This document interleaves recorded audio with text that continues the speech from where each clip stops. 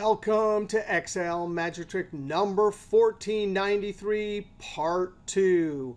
Hey, just like we did in our last video, we need to allocate invoice header amounts to the transaction line item table.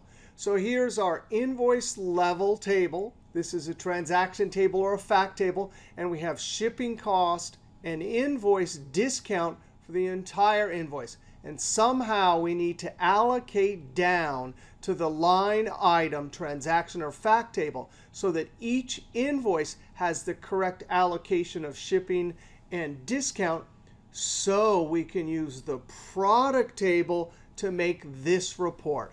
Now, the fundamental problem here is the grain or the granularity of each table.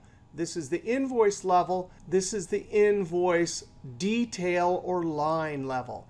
Now, last video, we used a bunch of helper columns, Excel formulas, and pivot tables. But in this video, we are going to see these epic array formulas to solve this problem. Now, obviously, the drawback to array formulas is that they are complicated. And actually, this one, we will visually see that it takes a long time to calculate. Now, this is a series of videos we're going to do to solve this problem. And here's all of the different videos. Now, let's go over to the sheet Excel solution. Now, in our last video, here's the base table with the two invoice level amounts. And we created 3 different helper columns, one for total invoice sales, then the percentage sales discount, and the total weight for shipping the invoice. Then we went over to the detail line fact table and calculated 3 different columns.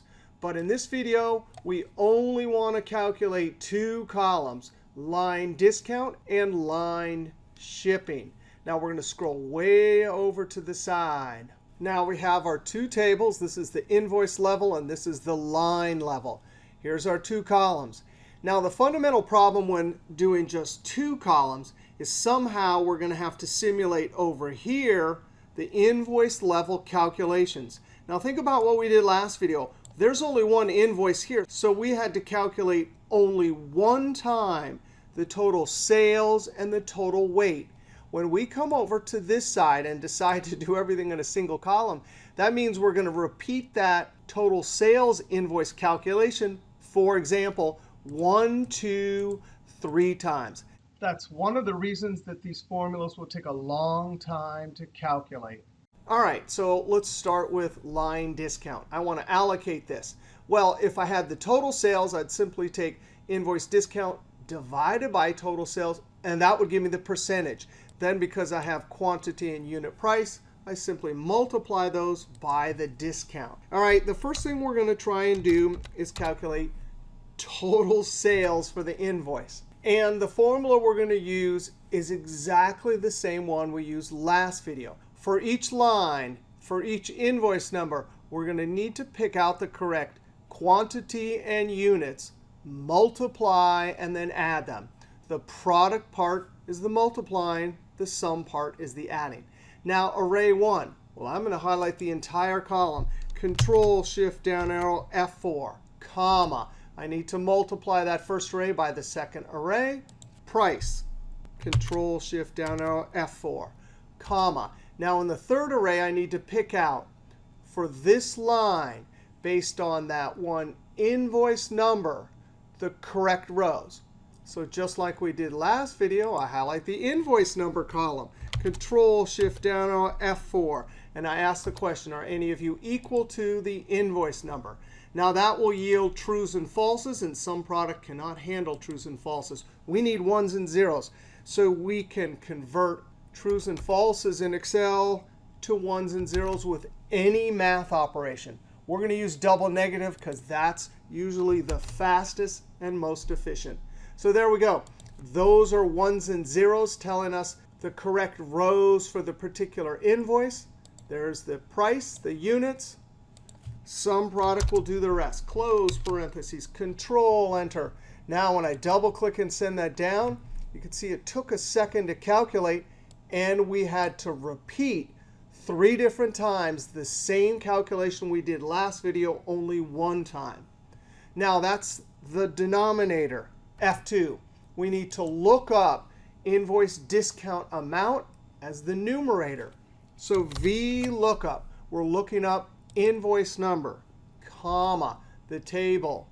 First 3 rows, Control Shift down arrow, F4, comma. The third column has our discount amount, comma, 0 for exact match, close parentheses, and then divide. Discount amount, total invoice amount, the division, Control Enter, double click and send it down. Now we have exactly the correct discount percentage, the number of pennies, in this case 6.5, for every $1 of sales. Now we simply multiply these by quantity and unit price. F2, and at the end, times quantity times unit price. That will work. Control Enter. Double click and send it down. And if we highlight these first 3 and look down to the status bar, 144.18, that's exactly equal to the invoice discount amount. All right, so we have line discount. Now on to the much harder array formula. And the trick here is how are we going to get the total weight of the invoice in each one of these cells? Well, the trick is I'm going to have to do a massive array calculation and look up simultaneously from this column every single one of the weights from this lookup table, and then multiply it by quantity. And then for each one of these lines, just like we did in this formula, we'll have to isolate it based on invoice number. So that means unlike taking these 2 columns and multiplying for total sales, we're going to have to take this times the correct multiple weights for the correct products. All right, you ready? The first thing we have to do, since we do not have a column of all the weights, is we're going to have to do a huge array formula to simultaneously look up every single one of these weights from the lookup table. And we do not use a lookup function. We actually use the SUMIFS function. Now, SUMIFS can be used for looking stuff up if there are no duplicates, and they're not. This is a lookup table. Now, sum range, I'm going to highlight the weights and then hit the F4 key, comma. The criteria range, it's the first column of the lookup table. F4 to lock it, comma. And this is where we do a huge function argument array operation. Now, criteria 1 usually gets just 1 condition, but we're going to give it the entire column of products. Control Shift down arrow, F4. That's the whole trick here. We give this argument many products to look up to find a match in this unique list, so that every time it sees Sunbell, SUMIFS will add for that Sunbell in that range, not really add, but return that 3.5. So it's the function argument array operation simultaneously returning many answers, 1 for each criteria we gave the criteria 1 argument. This, in essence, is building a helper column right inside our formula. Now let's hit F9 to evaluate this. Wow, that is a huge resultant array. And you actually can't even see the top one. If we look up in the formula bar, 6.5, 5.5, and 3.5. Those are the correct 3 weights for that invoice. So we need to, from that huge array, pick out just the correct weights for the particular invoice. Control Z to undo that. Now, that's just a helper column we're putting inside of SUMPRODUCT. SUMPRODUCT, those are all the weights for every single product, comma. We're going to have to put every single quantity for every single product. Control Shift down arrow, F4. Now, if I close parentheses, right now SUMPRODUCT will give us the total weight for every single line item transaction. And that's not what we want. So right at the end, comma to get to array 3, double negative, open parentheses, highlight invoice number, Control Shift down arrow F4. Then I ask the question, how many of you are equal to that given invoice? Close parentheses. The third array gives us ones and zeros. Those ones and zeros, when multiplied by the first two arrays, will give us exactly the correct 3 weights for each line. Sum product will add them, and Control Enter. 743 is the correct total weight for that invoice. Now watch what happens when I double click and send it down. You can see there was a little delay there because this is a huge array formula. And if we go down a few cells and hit F2, we're verifying the ranges and cell references. Those are looking good. But that's a huge array formula. In essence, think about what we had to do. We had to calculate every single weight and then just pick out 1, 2, 3 for that first line right there, 743. Then we had to do the same calculation again for the next 743. Escape.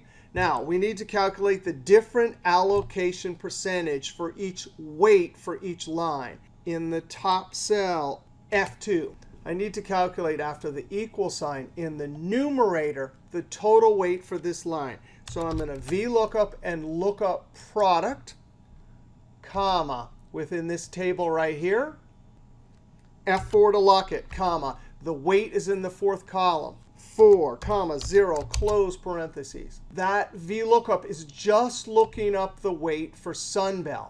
Now I need to multiply the weight times Sunbell times the quantity for this transaction.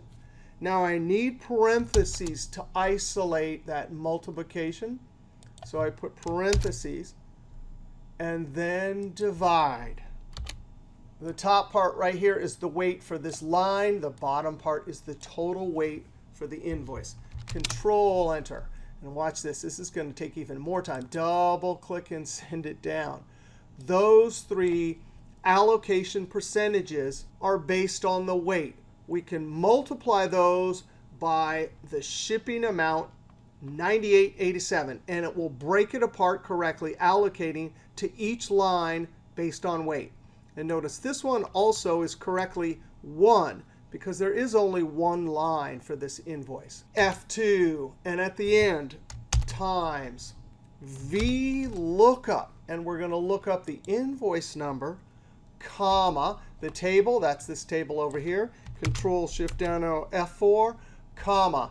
And shipping amount is in the second column, so I type it 2, comma, 0, close parentheses.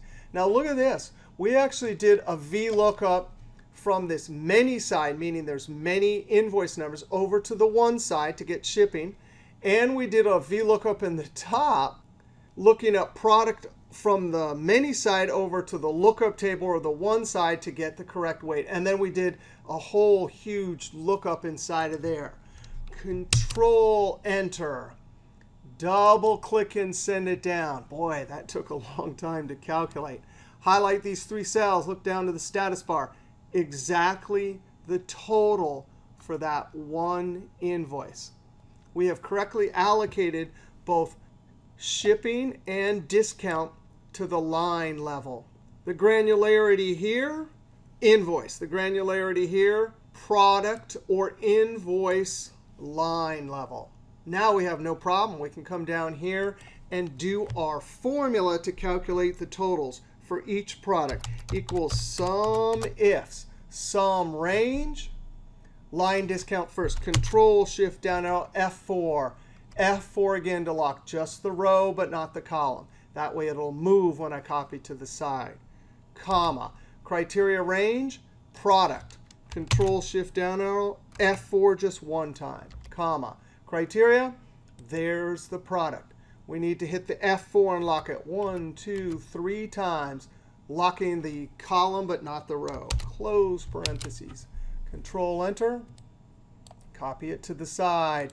Double click and send it down. Go to the last cell, F2. I'm verifying all of the ranges. Wow, that was crazy. We got our product report properly allocating discount and shipping. And we saw 2 crazy array formulas. look at that one. Now, I don't know when I would do this one very often because it's too hard to create in the first place. And anything beyond a couple thousand rows is just going to take too long to calculate. The version we did last video and the next few versions with DAX and Power Query will be much more efficient.